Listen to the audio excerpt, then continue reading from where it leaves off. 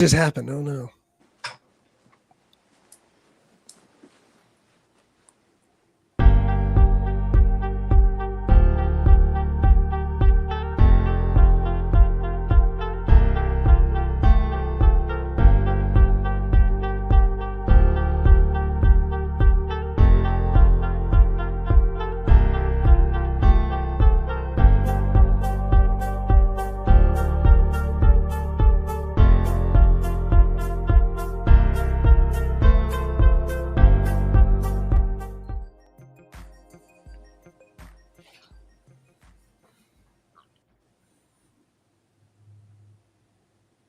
Is it not playing?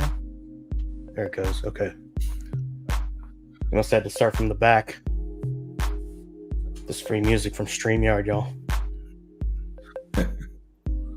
I was digging on this. Yeah, and I want y'all to know this song is called Feeding the Ducks. Shout out to StreamYard. You know what I'm saying? That's exactly what I was thinking. Yeah. All right. Welcome, everybody, to this week's episode of The Sports Page. I am Dan Boyer, a.k.a. Neon Super Shrimp, and I am super excited for us to get a live episode of The Sports Page going. I guess we've done this in the past, but not since I've been on the show, and I feel like I've been kind of on Ashton a little bit to let us get this live version going, so I'm super excited. Plus, we've decided to add a fourth member to our tribe, so just got to kick it off here. Joining me as always, we have Ashton Nix, Chris Robb, and one of my best friends for a long time here, Ross Bates. Ross, what's going on, man? How's your week been? Hey, gentlemen, how you doing tonight? We've been going good. Lots of stuff going on. Lots of stuff to keep up with. So I'm just excited to be here to talk about it all with you guys. Yeah, man. Ashton, how's your week been? It's been great. I feel a little underdressed. Ross jumping on here like I know, looking our snazzy, Peak bro. One Sports Insider over here. Yeah, man. Yeah, good. breaking news. I look good. Yeah, that's Breaking news. You You do do, look you great. good, man. man, the Chris, week's how been you going doing great. over Yeah, I'm been going good, man. The week's been going good.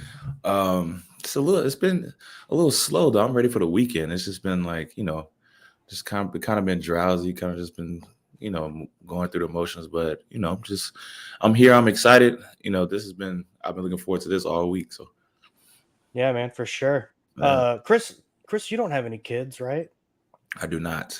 Right. Yes. But Ashton and Ross, y'all got kids. Spring break Yes. happening. I was about to say, yeah. How's that going? Well, it's not too bad. I mean, my wife works from home. I work from home part of the time. How old are y'all kids? Just Mine is both boys, 10 and 6. They pretty much sleep until noon anyways on spring break. So Nice. it's a little crazy, and they're probably right, oh, ridiculous right now. yeah, for sure. Ross, how's life with he's 13, right? Bo's. Yeah, 13-year-old going through it, learning how to manage that. But we're going fishing tomorrow. Okay. So make sure y'all remind Good me one. to extend that invitation to the fish fry that's coming up. Yeah, I'll be Oh, there. yeah, for sure. Mhm. Yeah, for sure. All right. Well, before we get started, Ashton, you want to shout out that favorite sponsor of ours? Yeah, this episode is brought to you by Betalytics. If you've been listening to us for a while, don't bet with your gut. Just use Betalytics. You're distracting me, Ross. What are you doing here? I was trying You're to pointing. be creative. Pointing at no, you're doing great. That's my own fault. I can get through this live spot. I know it. Check out Betalytics and get help making your picks using their AI algorithms. Make sure to use promo code PEAK1 for 25% off when you sign up today. Go to Betalytics.com to start betting smarter. Line that pocket with some extra money. And shout us out and let us know that Betalytics help you do it. Man, I am so pumped for baseball season to start up, and I just know it's going to be a parlay problem for me until October. I just know it. It's just so much fun to put like $5 down on like a Rangers game and pick a handful of parlays to turn into like $500 or something. I'm probably never going to get it. It's probably never going to happen for me, but man, maybe Betalytics will help out enough and I can actually get that win eventually. But Hey, Dan, I feel like check out the comments. We got a couple of people commenting in. give y'all a shout out. Go ahead if you're watching this right now. Comment, tell us what you think about life in general, and if you like the sports page on a live stream. Yeah, for sure. I feel like the big news for us to kind of get into this week is obviously going to be all the NFL moving and shaking that's been happening in the last 2 days. But before we dive into that, I wanted to talk a little bit about March Madness getting ready to start up next week. And for any of those viewers or fans, or, I was thinking about this earlier, we need to come up with like a name for our viewers or fans, like the Peak One Mountaineers or Summiters. I don't know. We got to think of something. I think we can get some cleverness going, and we can come up with something. We just got to all the Peak One peeps, all the Peak One peeps. Right? That's not a bad one. Peak One peeps. I like that. Yeah, a little tongue twister, but I like it. But yeah, what do y'all want to be called? Why don't you tell us that? Yeah, that's what I'd like. Fans shout out and let us know, like, what do y'all want to be? Y'all maybe we could send like a little thing to the person with the idea that we all like the best. Maybe, I don't know, stickers or something like that. Maybe we got some stuff we can give away. Yeah, we can always work something out, I'm sure. But anyway, March Madness coming up, and Ross and Ashton and I were actually just hanging out earlier in the week, kind of business powwow, talking about some future goings ons and plans that we've kind of got in the works for the future. And I find out Ashton is a Duke fan for some reason. You didn't know?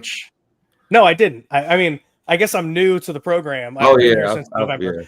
Why, well, Chris, why do you say it like that? I mean, I feel like it would have came up in conversation a long time ago. Well, it did.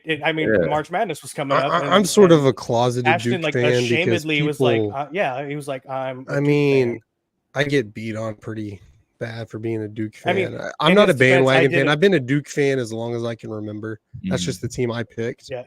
In his defense, I did immediately say, like, no one's a Duke fan. Like, people are only Duke basketball fans. Like, no one. Exactly. Yeah. I couldn't care less about any other sport. Right. Yeah. I could not care less. But I was giving him a hard time about that. And Ross, I've never accepted this, but Ross is a Kansas Rock Chalk fan, which ultimately kind of just you. I mean, I feel like you've been in Texas long enough. You should have, transferred or entered the transfer portal at some point, but you just you might remember in our extremely long friendship, growing up, you were always a Texas fan, and so it was always fun. Sure. Football, I'd come over and we'd be upstairs watching Texas games, and then when basketball season come around, we'd be out watching the Final Four when KU was going every year, and I still remember how much it upset you. I feel like it's always been like that. I've never had a great March Madness team or teams. But anyways, it kind of brought me to wondering, Chris, you got a particular March Madness team? I mean, like, I know you're a Longhorns fan, and everything, but you're in Chicago, right? So yeah, I've only been up here a year and a half, so like I still have all of my Texas roots, so I still go for Texas. Unfortunately, they just lost tonight. I think they're out of the Big 12 tournament. So I'm not really sure how they're going to fare. TCU won. Yeah. Do you guys know who beat Texas tonight? Was Kansas State. Okay. Yeah, they lost a close one. They were TCU up. Beat OU. Stuck at Oklahoma. Yeah. So I usually I kind of go for the underdogs. I don't really I root for Texas because I'm from there, and I'm kind of just. That's the team I choose to root for, but I usually go for the underdogs, like the Fairleigh Dickinsons and the Oral Roberts, like just those type of teams just to make noise. So, but because Texas they were good last year, but they haven't made a deep run since probably KD, with the Elite Eight run. So yeah, it's been a little rough. So I kind of just root for whoever's close. Houston might be the team I root for this year. I mean, it feels like Houston's always been hyped up the last few years. Yeah, they've been doing all right, but yeah, they've been like inconsistent in March Madness. Like I feel like the last 3 years or so. Yeah. And I mean, to be honest, I'm right there with you, Chris. I feel like usually I'm rooting for like Texas or I'm TCU alum, so I'm always rooting for them.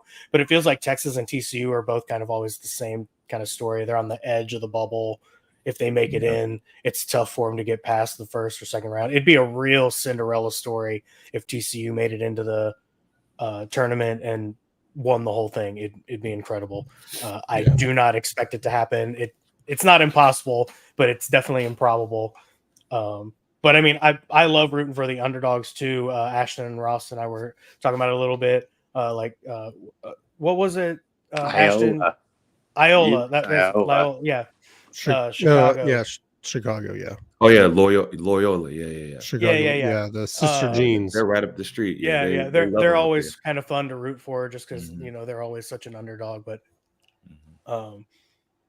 shout out to fans and anybody, viewers watching. Like, let us know what your kind of favorite March Madness teams are. We've already set up a community March Madness bracket going. I think Ashton set it up so that the link is in the comments or description below. So if you guys want to get in on that, have a little friendly competition with the rest of us here in the Peak One group and everything. I think 4 or 5 of us are in there right now. Yeah. I don't think anybody's actually set their bracket just yet because it hasn't been, finalized. Yeah, or Selection Sunday isn't until this Sunday. Yeah, it's Sunday. So definitely anybody can do up to 3 brackets. That way, everybody can do their serious bracket and then their fun upset bracket and whatever y'all want to do. Completely free. I like that. Yeah, for sure. So let's get as many people in there as we can and try to make this like a competitive thing. I mean, I'm not trying to like tell y'all I'm going to win, but I'm going to win. Like, come get this. Oh, no, so is it going to be scored off of like the most right picks, or is it just like? Yeah, that's. Yeah, I don't know. How so NCAA.com. I don't know how they score it. I don't know if it's the same. Like, because I know some people do it like in the first round, you get a certain amount of points, and then you get more points the further you go. So some just do all the same point values. Yeah, if you didn't change any of the scoring or anything, the kind of standard I haven't messed with it. Yeah. Way it works is for each right pick you get, like in the first round, you'll get so many points. Then in the second round, for every right pick you have, you get more points. It's worth more points. So obviously, like if one of your final 4 teams gets like eliminated in round 1, it's real bad for you because you can't score those points going, through that part of the bracket. So the goal is definitely to get as many final 4 picks as possible, and then in case there is a tiebreaker for a couple of picks that happen to have the same final going, there's a score that you put in, and I think the point differential is what the tiebreaker is or whatever. So, but yeah, everybody get in on that. It's gonna be a good time. March Madness starting next week. We'll talk more about it then for sure. I'm also really looking forward to talking to baseball. I let Ashton in on it. I got some things coming. I got a cool reveal that I'm going to do next week. So tune in then for a nice little baseball treat and some fun going on with that. But let's move on to all this NFL nonsense going on in the league. Definitely nonsense. Just to kind of kick us off here, I got a fairly long list. If y'all can see this. Oh wow! Oh man, we're gonna be here all night. And this isn't even probably a quarter of all of this, right? But I'm just going to read through this. I'm going to run roughshod through it. We'll talk about some of these, and if you guys have any others that I didn't mention that y'all want to talk about, because I'm sure there are, we'll get into some of those too. But just for an idea, a little taste, a little snippet of everything that has happened in like the last 2.5 days. Here we go. Ready? Jerry Jeudy traded to the Browns for 5th and 6th round picks. Baker Mayfield got a 3-year, $100 million contract, $50 million guaranteed. Get that money. Russell Wilson to the Steelers for a team favorited league veteran minimum, $1.21 million. Chris, you called that last week. I was about to say DeAndre Swift, Bears, 3-year, $24 million contract. Tony Pollard signs with the Titans. Michael Pittman signed a 3-year, $75.5 million contract.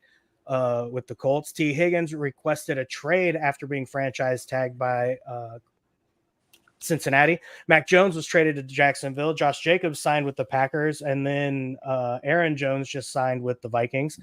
Kirk Cousins signs a 4-year, $180 million contract with Atlanta Falcons. Saquon Barkley just signed with Philadelphia for 3 years, $37.75 million. The Giants signed Drew Lock. Derrick Henry signed a 2-year, $16 to $20 million incentive-based contract with the Ravens. Falcons signed wide receiver Darnell Mooney for a 3-year, $39 million contract. Nyheim Hines, 1 year, $33.5 million to the Cleveland Browns. Bengals trade Joe Mixon hours after saying they were going to cut him to Houston. Marcus Mariota signs a 1-year, $6 million contract with the Commanders. I think that's a pretty interesting move. Khalil Mack is willing to restructure to remain with the Chargers and give them more cap space. Calvin Ridley signs a Titans 4-year, $92 million, $50 million guaranteed. And the one I actually think is the most important move of the entire offseason so far, Chris Jones resigns with Kansas City. The man just won them a Super Bowl. They needed to give him that contract. So you're not gonna give that one to Cousins, man. Man, in all honesty, 4 years, $180 million. It's not about the money. It's about what the money represents. You know what I'm saying? I was like, bro, get paid. Like not for a second did he hesitate to move to Atlanta. Hey, how come you didn't mention the Cowboys at all in there?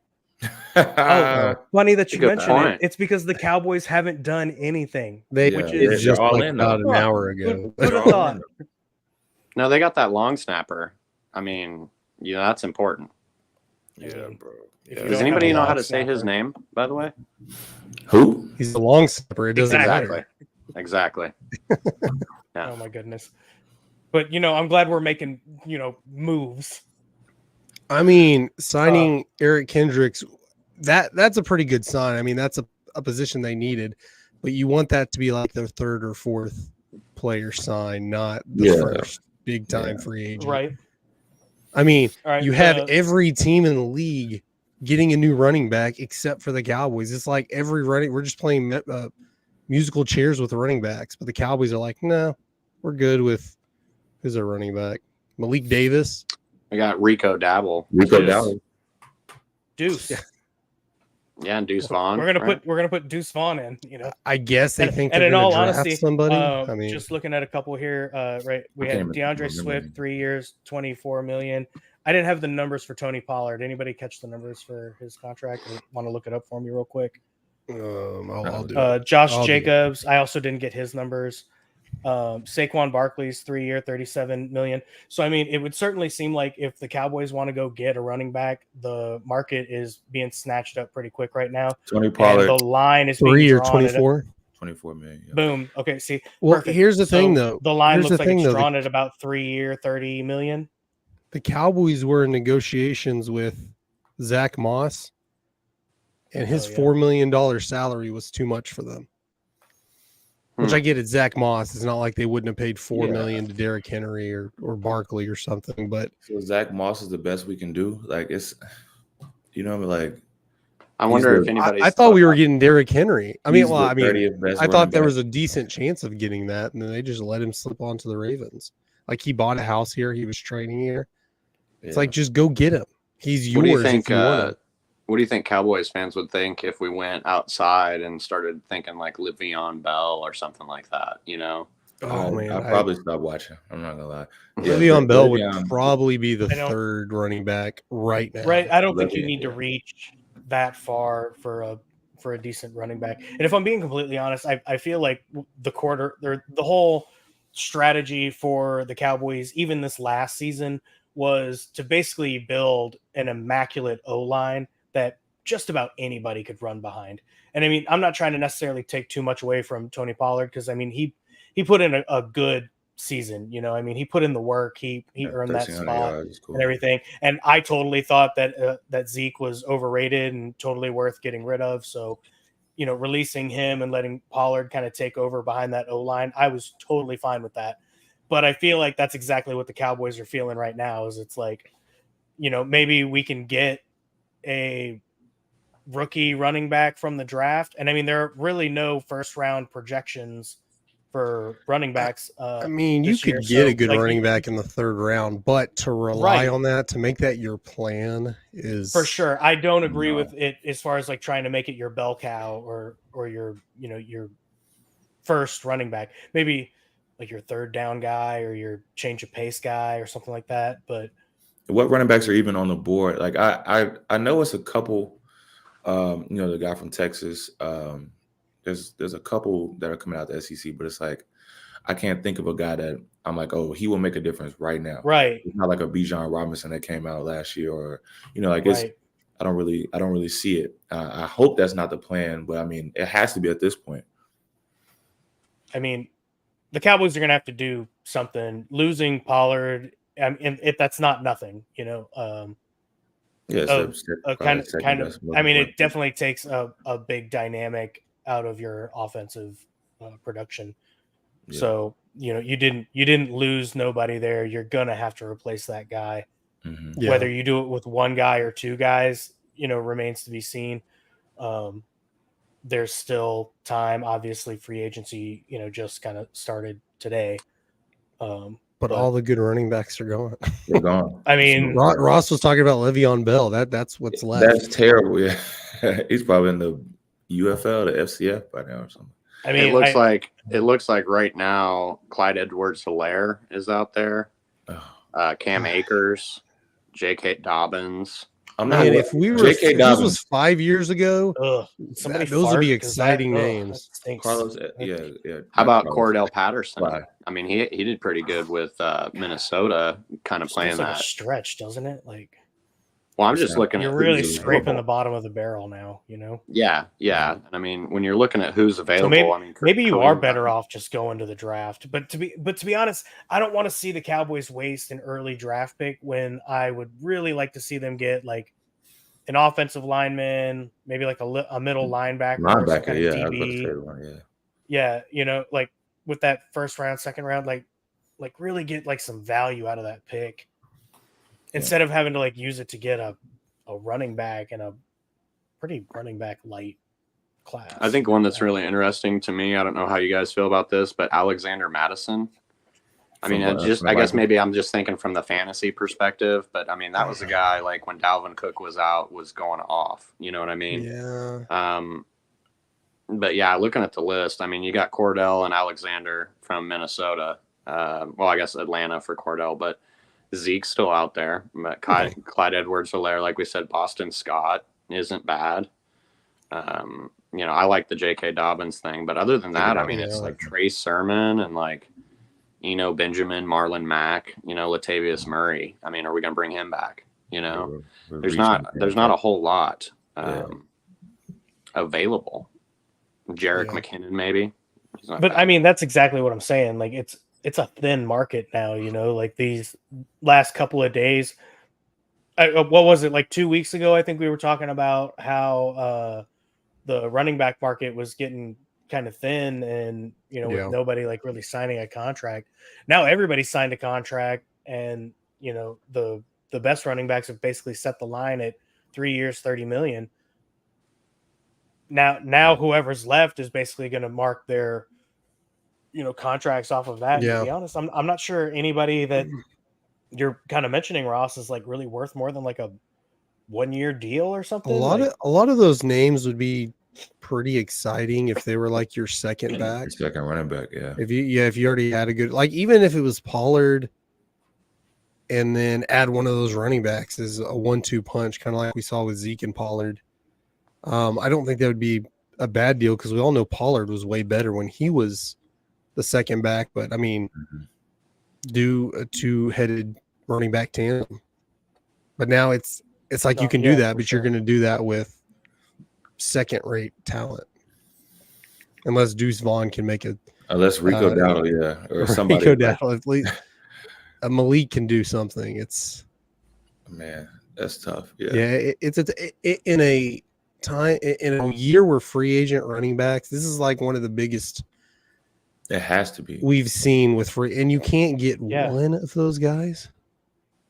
I mean, not anymore. I mean, I know you're a little butthurt because you paid Zeke and honestly, $15 million. Dak.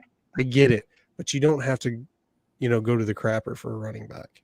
I mean, I think Dak took a lot of the attention away from everything else that the Cowboys need.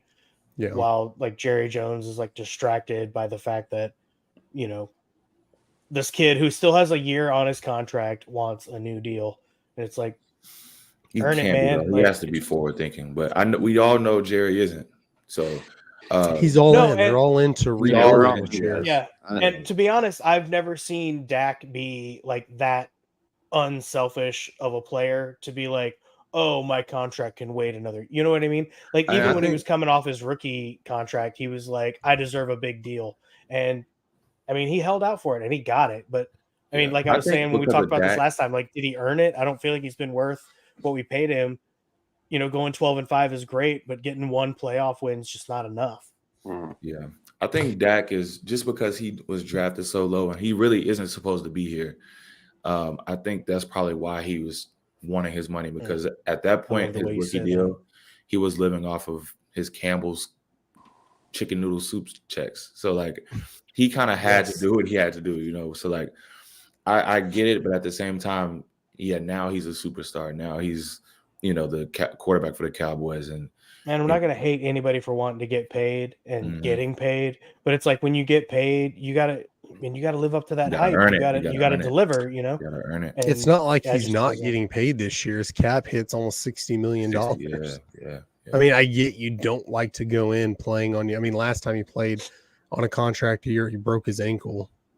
And luckily the Cowboys No, still and gave that him the sucks. crazy deal. The couple of like bad ankle injuries that he got those 2 seasons. What, it was the 2 injuries in 3 years, 4 years. Yeah. Yeah. So I mean, that's rough, and it's tough to recover from any of that. And to be honest, I mean, we've talked about it a little bit too. Like, I don't feel like he's fully recovered from it, at least mentally, because I don't feel like he scrambles the way I'd like him to, and the way he kind of used to. But I mean, what are you going to do? The guy's getting older. It is what it is. But it just, it feels like, him wanting a new contract has been a bit of a distraction from like the actual needs that the Cowboys have. The middle linebacker, the DB, the offensive line. And in the meantime, Dak's over here like, oh, pay me, like, make sure I get my money. Yeah. It's like, man, we got bigger concerns if we're going to win playoff games and make it to the playoffs.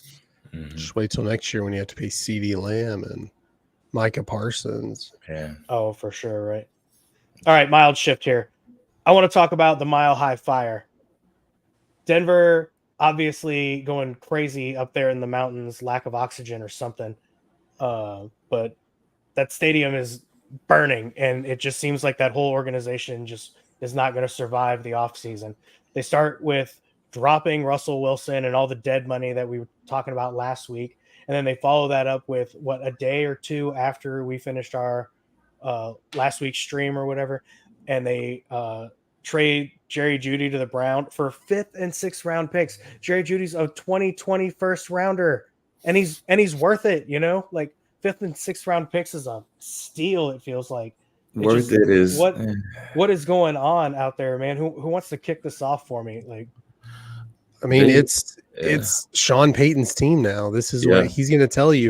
If you want me to win, give me control. And he doesn't like anything. Like, he just wants to rebuild for 3 or 4 years, I guess. Yeah, I think they thought, and he's already been there. Like, oh, yeah, I think they thought they had more talent, and when they brought in Russell Wilson, I feel like they thought he was the missing piece, and they didn't realize that they needed. It was definitely a win now move. But I mean, is letting talent like Jerry Jeudy go. But the thing is, Jerry Jeudy is like, I mean, he's a good receiver, but would he be the number 2 receiver on the Cowboys? I mean, you don't think so?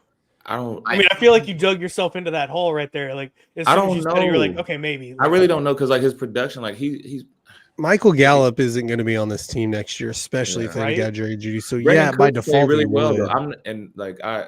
I'm probably being a homer right now, but like, I don't know. It's just something about Jerry Jeudy. Like, I don't know if it's like his attitude or if his production or a combination of both. And I'm just like, to me, he seemed like he's been a disappointment. Yeah, I think like first, to go that high and then to just not even be a Pro Bowler? Because a lot of people have been Pro Bowlers drafted first. Well, Like it's just I kind mean, of like who did he have at quarterback when he started out? some receivers say it doesn't Lock. matter. Yeah, he had like it definitely Drew Lock. matters. Yeah, you're right. Yeah, he it does had matter. it wasn't until they brought Russell in that anybody even really got excited about Jerry Jeudy.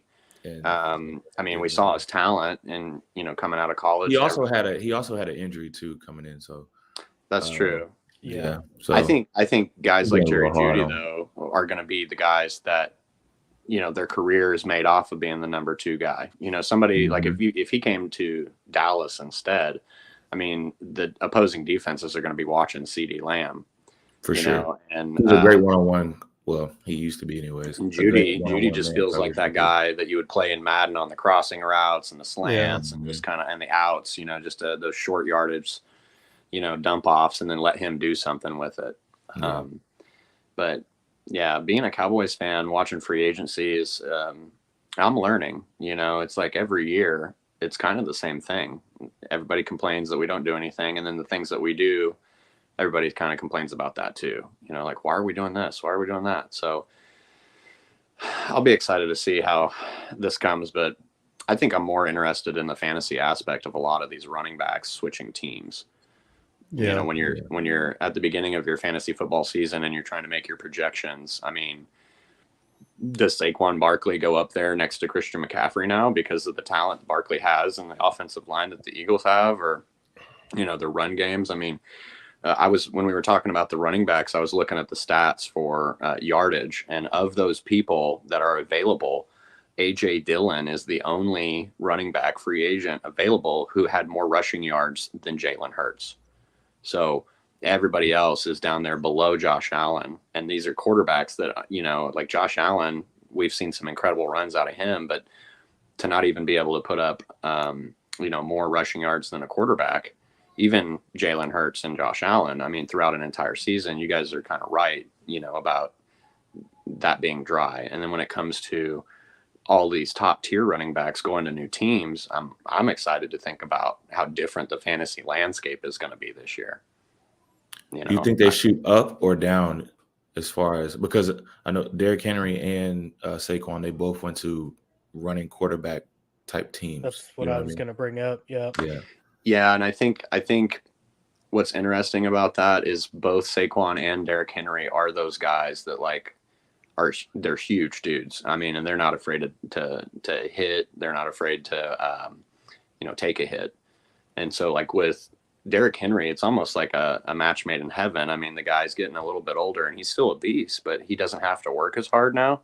And when he is working, it's going to be shorter, yardage situations probably. And, wouldn't Eagles surprise and me. Ravens are going to be RPO nightmares. Yeah, for sure. No, that's what I was going to say. Because in all honesty, I actually think Saquon Barkley is the better option running back. And with Hurts, man, I cannot wait to see this because they're going to bring like a crazy RPO to the NFL. Just the ability to be able to, if they can manage to like just get a good rapport going between the two of them and read the defenses right, man. They're going to be so insane on dangerous. Madden. Insane. Yeah, right. Yeah, it's gonna be like getting mad at Madden. I'm gonna be turning so many TVs off. Like, no, I'm so You tired. remember the NCAA game? Pat White and Steve Slayton is going to be something like that, like the RPO, the option. But they're not. Yeah. They're not going to be doing the option. But it's like they're two dynamic, players, and it's going to be. I hate to say it, but I'm very excited to watch. And don't forget, they got AJ Brown up there too. So they can't do the RPO; they can just chuck it up, and that's a guy that'll go for it. Man, yeah, I want to say there's somebody I'm not thinking of, but Philly also just signed another receiver to a deal. I can't remember who it was, but I mean that offense was already dangerous, and now you've put a running back like Saquon Barkley, who's I mean he can block, and he's also got the ability to kind of like block and release and get those flat routes out and everything. Devontae Parker, who's they signed? Yes, bingo, thank you. So I mean, it's going to be a dangerous. As a Cowboys fan, I hate it I hate it so much. Yeah. As a football fan, it's going to be a lot of fun to watch. You know, I mean, honestly, it's going to be the tush push 0.0. You know what I mean? Like it's going to be an evolution of just an unstoppable offense. They're going to find more plays that defenses are going to really, really struggle against by having these incredibly talented guys right under center. Honestly, I'd even love to see some like wildcat stuff out of it. You know, like Yeah, probably that would be kind of the offense to run it with. The Derrick Henry part of it, though, man, I appreciate that the Ravens kind of hedged their bet a little bit, going with the incentive contract. He's got 16 to 20 million on the 2-year deal that he signed, kind of pending some different incentives and whatever. I'm sure it's kind of playoff based and whatnot, but ultimately, I think it was the smart move for them in the sense that he's getting older, like you were saying, Ross. I'm not saying he's not talented. I definitely think he's a top 5 running back at least in the league. So he's definitely worth the money that they're paying him. But as far as I guess like potency, I'm thinking it just feels like Saquon Barkley and the Eagles are kind of a better mesh for that RPO kind of offense we're talking about. Anybody else y'all wanted to talk about? Baker Mayfield. How about him getting that 3-year, $100 million contract? Yeah, deserved it. Deserved the Bucks it. looking Well at deserved. that easy division until Cousins went to Atlanta. Well, That's and they got gonna be- Mike that's gonna be Evans back interesting. too. Yeah. Yeah. So I mean, was anybody surprised Kirk Cousins went? I was honestly a little surprised. I'm surprised the Vikings let him go after let him go. he Yeah, got hurt last year, and they got Dobbs and it did nothing. They could not do anything. I think Atlanta offered Cousins. Kirk Cousins a contract like so high that the Vikings couldn't touch it. Well, and think about this. I'm sure they had the option to try and match it, but they were like, "We can't." What did he sign for? Like, I can't. I don't have the numbers. 4 years, 180 million. And you know what's crazy about that is the guaranteed money. I saw an interesting stat that was talking about Kirk Cousins getting that money, and he got drafted. Yeah, Ashton, didn't you share that on Facebook? Yeah, I think that might. Yeah, all the contracts he had and the guaranteed money because Washington franchise tagged him at the end of his rookie contract, so he got a ton of money there. The Vikings signed, gave him a big contract, and now the Falcons. And you think Kirk Cousins kind of like that mid-tier quarterback, but he only has a ton of money. Wasn't the big thing on your post that he only has one playoff game, like one playoff win? Didn't they play in the NFC Championship game one year? Was like the Eagles won it? Kirk Cousins has. Oh, but Kirk Cousins was hurt though. Yeah, so Kirk Cousins probably didn't. Yeah, I remember because it was the backup quarterback. Yeah, the year the Eagles won it was the Eagles and Bridgewater. You remember they had Bridgewater running around, or was that before Kirk went there? That was like right in the. I think they got Kirk because Bridgewater ripped up his knee, and he was still on the team as the backup. I want to say, but yeah, you're probably right. I don't think it said the one I posted. I don't think it said anything about playoff wins, but you're probably right. I don't know if he has any really because I can't remember that time they went to the NFC Championship game. Tell me if I'm wrong, but they had their backup quarterback in. I'm gonna look it up. Playoff. Because it was like they won. It was the Minnesota Miracle. They beat the Saints, and they went, and the Eagles beat them, and the Eagles went to the Super Bowl and won. So he's. he's 1-4 in the playoffs. Okay, so he has won a playoff game. Yeah, but one game it looks like he was 3 for 10. Did he get hurt that game or? That might have been that same year. Yeah, because I don't know that their backup quarterback led them all the way to this long playoff run to the NFC Championship game. I think he just got hurt, and then he started that. The backup started that game. I don't think it's fair to remember that Kirk Cousins was the quarterback in the playoffs for the Vikings 2 years in a row when they got screwed by the officials, right? It was officiating that, the miracle pass over his receiver that got intercepted and there was no call. And then the very next year it like happened again, right? So those are games that anybody who's following Kirk Cousins or who is a fan is going to say, well, he would have won those games if the officials hadn't, screwed him out of it, right? Yeah. I mean, I feel like if it's like a 1-score game, I feel like you can say that about anyone because, I mean, like Dak has lost a lot of close games. I mean, they were the Packers' his rookie year, the Rams one year, the divisional round, they lost by a touchdown. When he tried to run up and spike the ball. And the 49ers 2 years in a row, those were close games. And I know he played like crap, but you could say, hey, 1 or 2 calls go the wrong. I mean, because there's bad calls every game. Yeah. But I know what you're saying, Ross. That's easy. You could say, he should have won more games, but he also has that stigma around him that he can't win in prime time. The big games, yeah. Yeah, like I think he did win a game last year in prime time. It was kind of a big surprise, but in general, he just doesn't do well in prime time games. Dak's 2-5. Yeah. You got Cousins at 1-4 in the playoffs. Dak's 2-5 in the playoffs. Dak makes more money though. Yeah. Well, he was. Yeah. Well, Dak. Well, yeah, but Dak has had a lot more talent around him. I think these Cowboys teams, just talent wise, have been better than the Vikings every year. I know they don't always beat the Vikings. Yeah. I know they don't go as far, but definitely more talented. I feel like I just want to say though, it's like if I was paying a guy like what I'm paying Kirk Cousins on like shorter deals, because I mean he's mostly got like 2-year. Some 3-year deals sprinkled in there. You know what I mean? I feel like he's got a few 1-year deals and everything too, get a franchise tag, whatever. And it's like for like that money for what he's doing for like Dak Prescott performances and everything, like that's kind of worth what you're paying for, right? But then you like pay a guy like Dak Prescott 4 years, 160 million, hell, even just like this contract Kirk Cousins just got 4 years, 180. Like that's like come win us championship. Yeah, come win right now type money. Like that's that kind of contract. And so like I feel like I have a hard time hating on Kirk Cousins when he like signs a 2-year deal. He takes his team to the playoffs, but he loses. Yeah.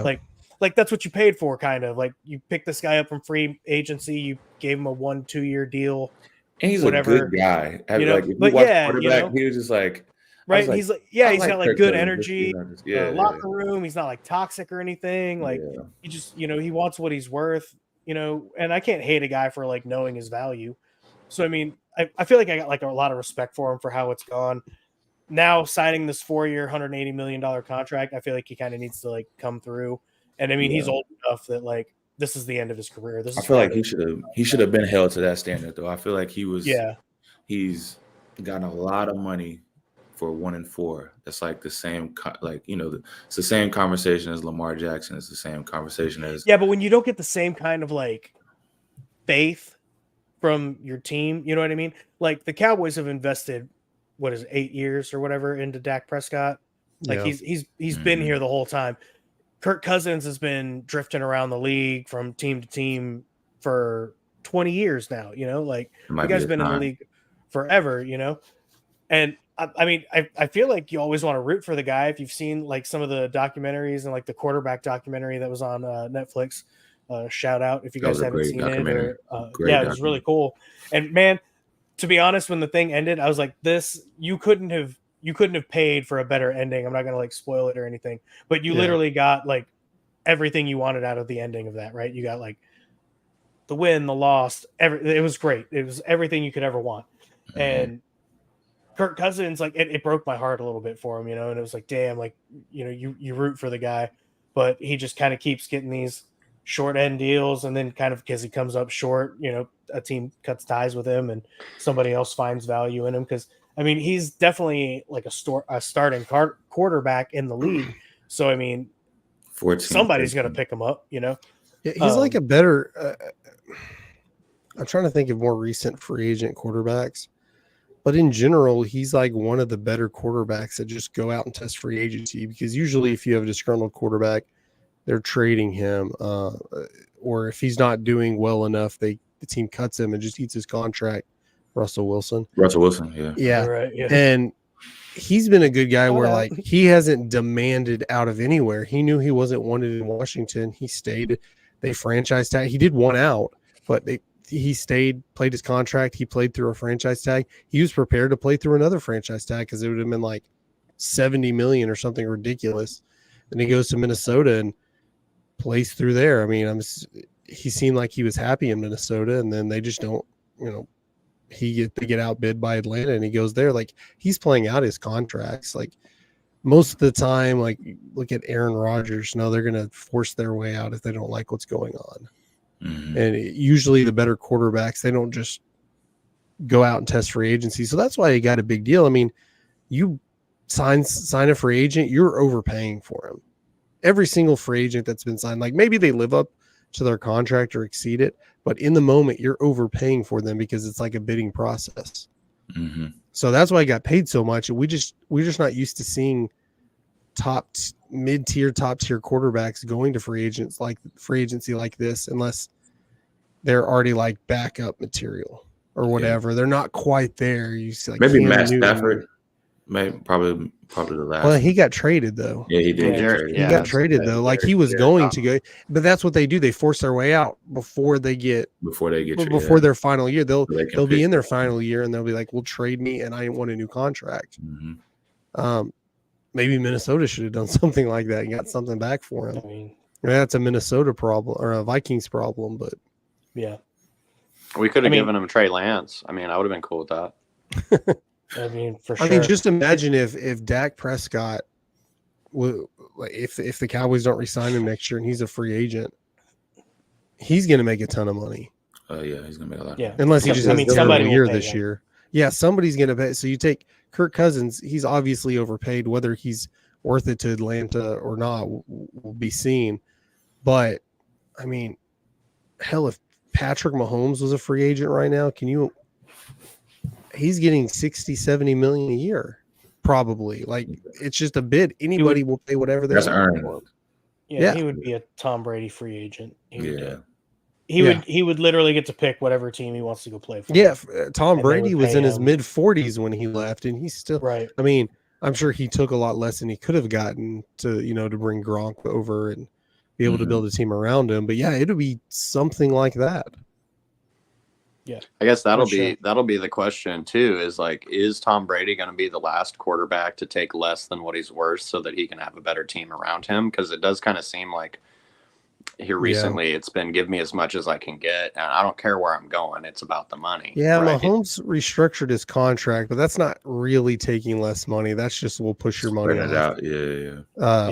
Further down the road. But yeah, Tom Brady for sure took a lot. Like he could have made a ton more in his career. Yeah, for sure. I mean, then you follow that up with Falcons signing Darnell Mooney on a 3-year deal, right up behind Kirk Cousins. Not the greatest wide receiver available out there, but definitely not a bad addition for. I mean, you could have gotten Jerry Jeudy for a 4th-round pick. I mean, that's what it turns out, right? Like, I think they should have kept Ridley. I mean, way back, and to see how big of a contract Ridley got to go to Tennessee, I'm just like, Yeah, let's talk about Tennessee, man. You get Pollard, Calvin Ridley, Mason Rudolph to back up Will Levis. I mean, it's a good team. I know we don't think Pollard's the greatest running back, Watch him go to Tennessee and be Pro Bowler. Like that's just how it is. Yeah. He's gonna be a Pro Bowler. Watch. Yeah, I mean, I definitely think Pollard was. I definitely think Pollard was like mishandled here in Dallas. He had a career season as far as touches, yards, and was he leading the league in touchdowns? I can't remember. He was up there. Yeah, but he was up there, and I mean, honestly, all of his numbers should have been higher because there were, I feel like, a dozen situations where I was like, why aren't we running the ball? Like, we've got the lead. Yeah. Just run the damn ball. But for some reason, we get hell bent on throwing the ball when the second half starts, and I can never understand it. So I definitely think Pollard was mishandled, and I don't hate him for if he wanted to just leave Dallas and go somewhere where he was being told like they would use him more, like he would actually have a good career season or something coming up, because this one just, I don't feel like it was indicative of the O-line that he was behind and the touches that he not only got, but should have got. Yeah. So, I mean, good for him for, finding a good landing spot with the Titans. Crazy the way the Titans are, just ready to stack up that offense and, sign Calvin Ridley also D to Hop too. Yeah. a good, D-Hop. and so I mean, they're obviously ready to go make a run for it, and I guess it's kind of funny to see certain teams, Philly, the Titans, the Ravens, that are like making like some serious offensive moves to like really solidify their like powerful offenses for this next season, and then you've got a team like Denver that's just kind of dancing in the flames, I guess, like just ready to let it go. Bye, Denver. We'll see you in 3 years. Yeah, I they have no idea can't. what's going on. Sean Payton can't get his quarterback if they're winning games. He's got to have the number 1 pick to be able to draft a quarterback. Yeah, and I mean, if that was their plan, I mean, they haven't done anything to get themselves a higher draft pick or anything, so they just waited out. Just I can't understand what it is the that they're next doing. 2 years. Who is their quarterback? But that's why who's they the don't blame backup me. quarterback? They still have Drew Lock. Who do they have over there in Denver? It's not Drew Lock anymore. I mean, yeah, right. I have no idea who's over there anymore. It just seems like, honestly, I wouldn't be surprised to start seeing some players just abandon ship at this point. It feels like, but who knows? I mean, they've obviously got people in position being paid big bucks to do things that I probably know nothing about. So maybe they are getting ready to make some moves in the off season and over the summer and draft some players. Jarrett Stidham. Okay, Stidham. Who? And then Jarrett Stidham. Danucci, man. Danucci well, they can't compete with Kansas City for a few years anyway, so you might as well just bring it back some. Yeah, for sure. Yeah, it's bad. It's bad there. Josh Jacobs to the Packers was one that I was pretty pumped about. I actually think that's a really good match for him. And Aaron Jones, it feels like he just wasn't getting the job done. Maybe like they just didn't have the right guy back there. And Josh Jacobs kind of has a little bit more of that explosiveness in him that I think they need to hit the offensive line and really get going through there. Ross, he looked good against the Cowboys. Oh man, didn't he? He looked like Hall of Fame. He always does though. When he plays the Cowboys, for sure. When he plays the Cowboys, yeah. I mean, it's always 3 touchdowns, 2 touchdowns. It's actually ridiculous. Oh, let's see. Who else did I have on this list here? I feel like that might have been the most of what I had.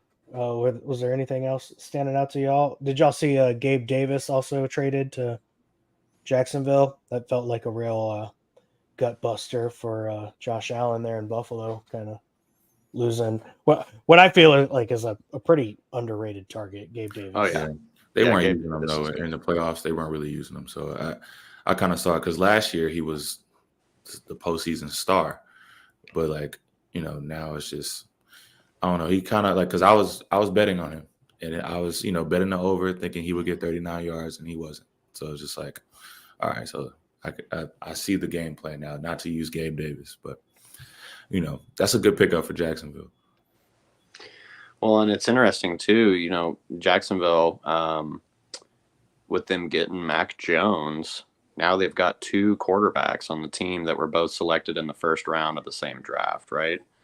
Wow. So, it's it'll be interesting to see because I was kind of wondering about Mac Jones and like why it didn't work out in New England. And looking back, it might have been Bill Belichick might have been why. So it'll be interesting to see. Obviously, they're going to call it a competition, right? But I mean, Trevor Lawrence is getting the starting job. But, as far as backup quarterbacks go, having a first rounder, backing up another first rounder isn't the worst. And then now adding the talent, at wide receiver is going to, I think it'll be interesting to see kind of how that goes this year. But Yeah, for sure. I definitely think we're going to have some good quarterback competition coming out of the offseason for Jacksonville, but I think I totally agree. I don't see how Trevor Lawrence really loses that job to Mac Jones. Unless maybe you're right, Ross. Maybe Mac Jones was just being mismanaged and miscoached, and he turns out to be a real diamond in the rough. He just needed the right QB coach or whatever it is. I don't think I'm anticipating that as much. He might be like a fine backup quarterback in the league. I definitely don't expect him to take Trevor Lawrence's spot, but that is interesting. I honestly hadn't thought about 2 first-round quarterbacks out of the 2 of them, both on the same draft. same roster there. So that was the year you had Trey Lance was in that draft too. You know, yeah. You know, and But isn't New England paying most of Mac Jones's contract though with New England? I'm not sure. Is it really that much? Like $5 million or something? Right. I mean, isn't he still on his rookie deal? Probably. That's funny. He hadn't done anything to get off of his rookie deal, so I would assume he still is. Right. I mean, I don't know. Like, how high was he picked? Wasn't he? Was he 10? Like the mid? No, was he like later on? I was thinking like mid. Yeah, 10 might be close. Too high, right? Yeah, I don't know. 10 might be right around there. That's what I was thinking, but I don't know what a 10th pick would get paid at quarterback. I know like top 5 and like 7 or 8 million, maybe. I'm just guessing. 15. I have no idea. Right. Yeah. Pick 15. So not a lot. I mean, probably market for a backup quarterback anyways. I'm sure that was his biggest signing bonus he'll probably get. So so they had 5 quarterbacks that were picked in the first round. It was Trevor Lawrence, Zach Wilson, Trey Lance, Justin Fields, and Mac Jones. And those were the 5 in the first round. And I guess where is everybody else besides Trevor Lawrence at right now? Right. Talk about a bust draft of quarterbacks. Right. Wow. I feel like I always feel that way about first round quarterbacks. Like they almost never seem to really pan out. It's almost like a coin flip, 50-50 shot on whether you get like a quarterback that'll go the distance or not. Superstar college quarterbacks usually don't pan out. Is it like if you just think of the best quarterbacks in NFL history, look at what they were in college, and Patrick Mahomes, Tom Brady, Peyton Manning. Because they were like great. They were great, but they weren't amazing. Yeah, so I think the smaller school, like not necessarily like the smaller schools, but the schools that aren't football, like Alabama. Yeah, right. They go somewhere state. Yeah, they have the best talent around them coming in, as opposed to Josh Allen was in Wyoming. He had to work with Fields at Ohio State playing with a bunch of other NFL players. Mike Jones, Alabama. Yeah, you're right. Mm-hmm. When you had Patrick that's just my opinion. It feels like that's how it works out. Mm-hmm. These 5th round later quarterback picks are the ones that like the ones you really want. Like those are the guys that managed to step in like their sophomore year or something because somebody got blindside tackled and they're like, all right, put me in, coach. And, there they go. All right. Well, I have to ask this because I know a lot of people do when they wear the suits. Are you wearing pants right now? Yeah, you got the khakis on. You don't have to show us. You just, Yeah, right. Just tell us. What's the over under? He's wearing the khakis. I think you are wearing the dress pants. You're wearing khakis, right? Yeah. Smooth. Okay. I wanted to. Shout out to you, man. It was my first appearance. I wanted to make it, memorable. Yeah, it's a live segment too. I should have dressed up too. So, hey, next week we can do it next week. We'll have we can do a little tie off, vote on the best tie or something. So I'm gonna wear a tie. Then I'm gonna wear a dress shirt and tie, but I'm not gonna wear pants. I'm gonna stay. I was gonna say I'm not wearing pants though. I'm gonna skip the pants. That's commitment to wear pants when you're only camera from the waist. You know what? Up. Maybe I will wear the pants. I'll just keep y'all guessing, and I just won't let anybody know. That's hilarious. I'll tell you now. There's no way I'm gonna wear pants. Not dress pants, anyways. But maybe I'll just put on the jacket. I won't even wear the shirt and tie. I'll just throw the jacket on, and I'll do like a Texas summer dressed up. You know what I'm saying? Like jeans. There you go. Swim trunks aren't a bad option. I'm just saying. Right. Just keep it real simple. Mm-hmm. Yeah. All right, boys. Well, I guess if we don't have any more of these to talk about, we can go ahead and call it an episode for the week. Go Mhm. ahead and try and make it happen again about the same time next week and get another live show going. Super excited to talk more March Madness. We got baseball coming.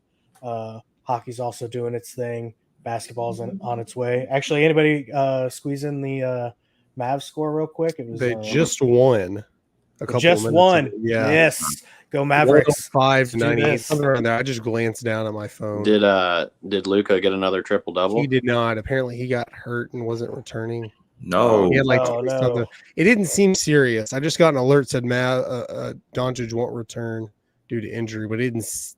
Usually, it alerts me if a star. It's like, oh, massive injury or something. Like left hamstring soreness.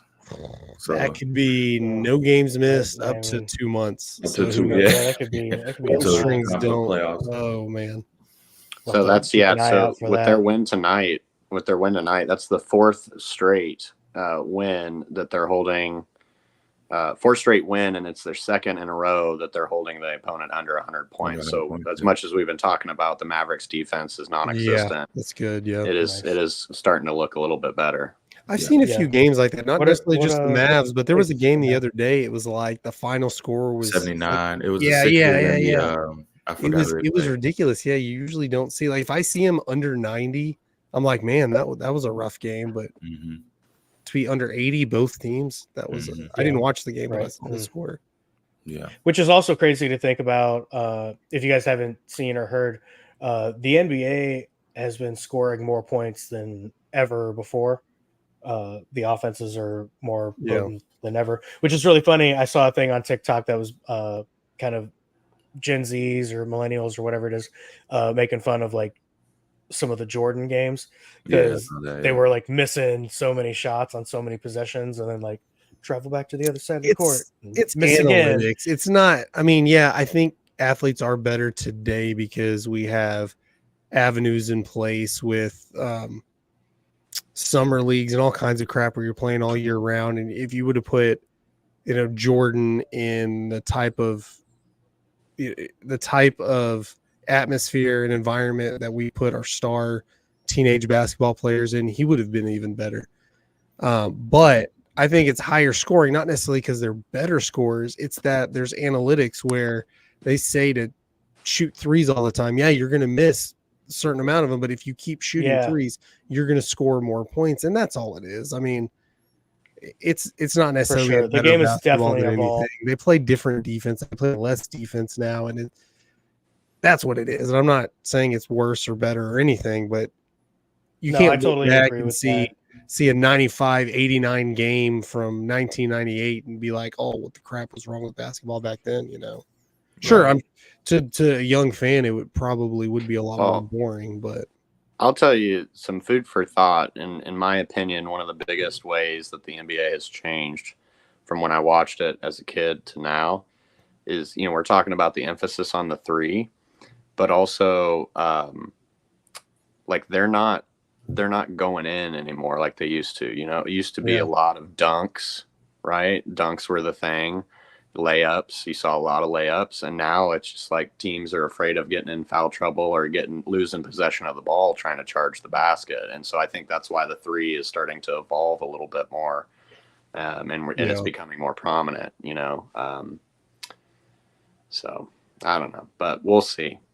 Yeah, no, I mean, I totally agree with that. The analytical side of, the whole Moneyball system working in the NBA, I'm sure says like, oh, shoot more threes. Like, and to be completely honest, I would imagine, because I've thought about this before, I would imagine that the system basically says, or by the numbers, it says start off shooting lots of threes, right?